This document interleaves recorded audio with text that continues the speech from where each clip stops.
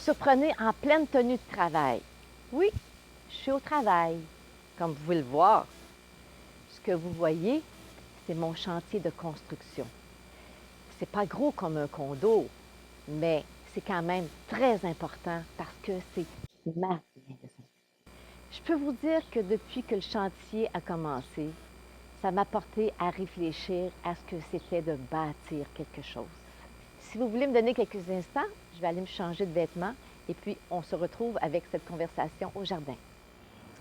J'ai bien réfléchi à ce que voulait dire bâtir quelque chose. En fait, ça comprend plusieurs étapes.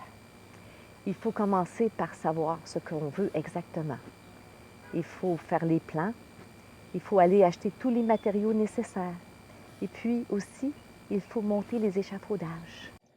Un soir, à la première semaine de cette rénovation, je réfléchissais à cette aventure. Parce que oui, c'est comme la vie, c'est vraiment une aventure. Ça vous surprend? À bien y penser, tout devient plus clair. Dans la vie, il faut savoir ce qu'on veut devenir et ce qu'on doit faire pour y arriver. Autrement dit, ça prend une idée, un plan pour accomplir tout ce qu'on doit faire durant la vie qui nous y est donnée. Ensuite, il y a les échafaudages. Ça me connaît. Je suis une spécialiste des échafaudages. J'échafaude des rêves, des projets, des entreprises, des aventures comme celle-là.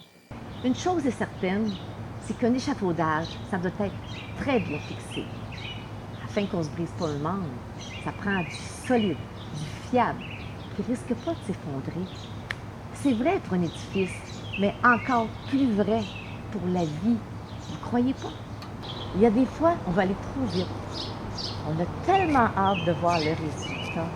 On n'a pas le temps de penser, d'évaluer les coûts, de peser les conséquences. On a hâte de voir ce qu'on va bâtir et ce qu'on veut édifier. J'ai dit édifier, mais je me rends compte que ça sonne comme édifice. Oui, bâtir sa vie, c'est l'édifier, c'est la faire grandir. Ça veut dire la même chose. Jésus aussi a parlé de construction.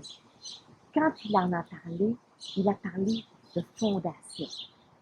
Il a dit comment c'était important de construire sur du solide, sur du roc.